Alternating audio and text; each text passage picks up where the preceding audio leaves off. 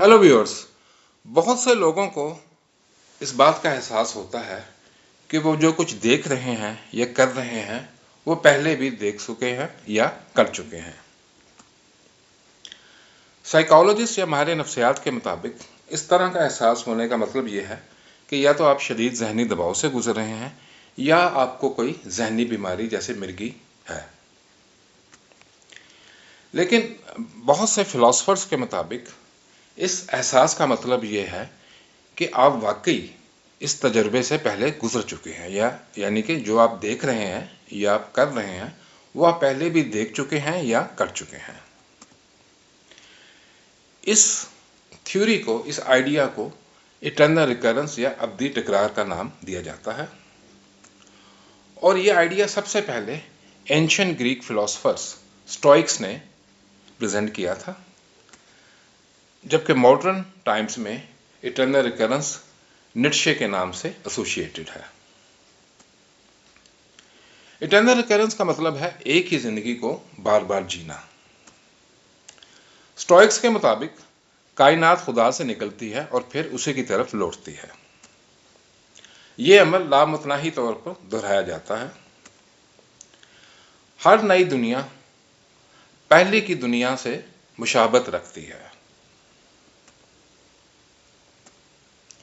हर फर्द एक जैसी जिंदगी गुजारता है और हर जिंदगी में एक जैसे अमाल अंजाम देता है।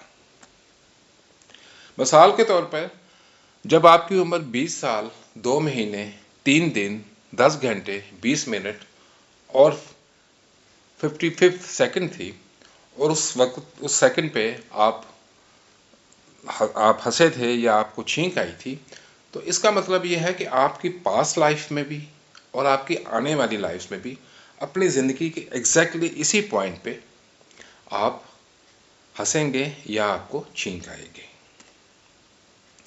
तो स्टोइक्स के मुताबिक अगर आपका ताल्लुक किसी रॉयल फैमिली से है या आप फ़कीर हैं, आप एक पॉर्न स्टार हैं या आप आलिम दीन हैं, तो इसका मतलब है कि इस तरह की ज़िंदगी, एग्जैक्टली इसी तरह की ज़िंदगी आपकी पास्ट लाइफ्स में भी थी और आपकी आने वाली लाइफ्स में भी होगी।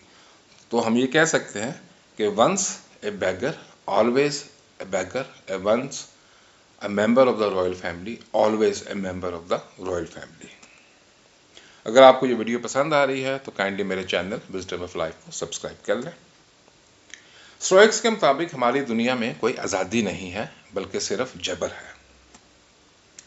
जो कुछ भी होता है वो खुदा की मर्जी से होता है।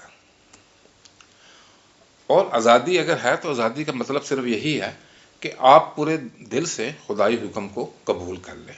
आपकी ज़िंदगी कितनी भी मुश्किल हो, उसमें कितनी भी तकलीफ़ात हो, लेकिन आप उसको खुदा का हुक्म समझ के उसको अपने पूरे दिल से उसको एक्सेप्ट कर लें। हर शख्स को तकदीर के रास्ते पे चलना पड़ता है, लेकिन एक दाना शख्स वो होता है जो शऊरी तौर पर तकदीर के रास्ते पे चलता है। और यही वजह है कि स्टोइक्स का एक बड़ी मशहूर उनका एक कहावत है, मैक्सिम है कि लिव अकॉर्डिंग टू नेचर। तो इसका मतलब यही है कि जो भी नेचर में आपका रोल नेचर ने आपको, खुदा ने आपको साइन कर दिया, आप उस रोल को प्ले करें। और स्टोइक्स ने इस खुदाई हुक्म को किस्मत या तकदीर कहा। अब हम स्टोइक्स से मॉडर्न एज की तरफ आते हैं और ये देखते हैं कि जर्मन फिलोसोफर नीत्शे ने इटर्नल रिकरेंस के बारे में क्या कहा है।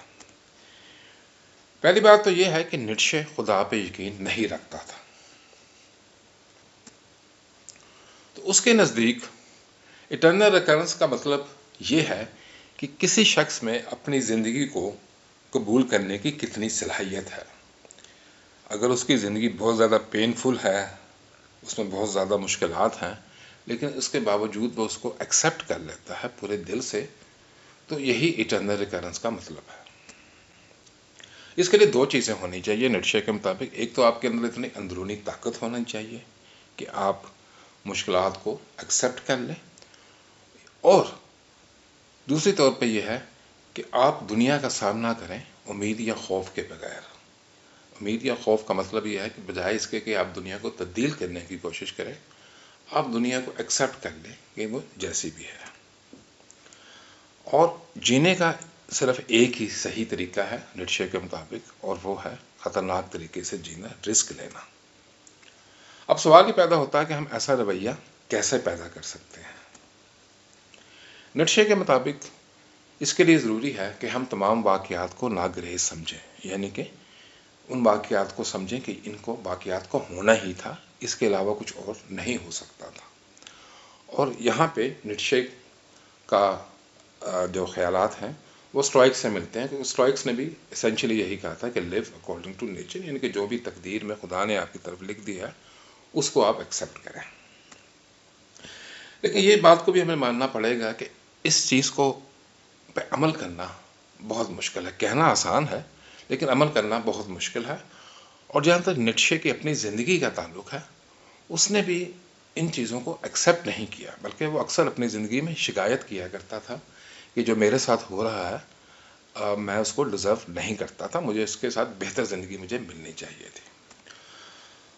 तो ये यस सेइंग एटीट्यूड जिसको हम कहते हैं कि कुछ भी हो जाए उसको एक्सेप्ट करना, ये किसी इंसान के लिए तो बहुत मुश्किल है, और शायद ये किसी सुपरमैन के लिए ही ये चीज़ पॉसिबल हो। उम्मीद है आपको ये वीडियो पसंद आई होगी। आपसे रिक्वेस्ट है कि मेरे चैनल विजडम ऑफ लाइफ को सब्सक्राइब कर लें। Thanks for your time.